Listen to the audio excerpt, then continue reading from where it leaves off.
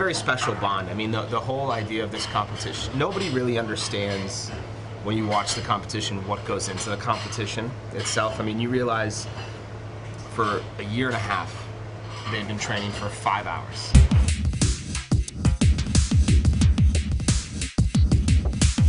You have Daniel Boulud, Thomas Keller, Tom Colicchio, Daniel Hum, all of these incredible chefs around the world tasting your food. If you're not scared, there's something wrong with you.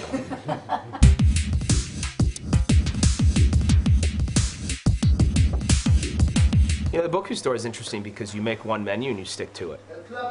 And as cooks, we're not necessarily used to patience, right? I mean, we walk in every day, we have a list of things we need to do. We check off the list of things, we move on. This is a list for a year and a half.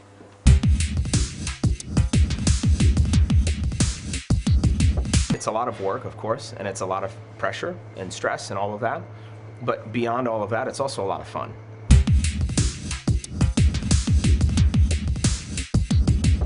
And we have to see what happens. I mean, getting there and for them to get into that booth will be a great thing to see, because then they'll be able to say, okay, now this is it.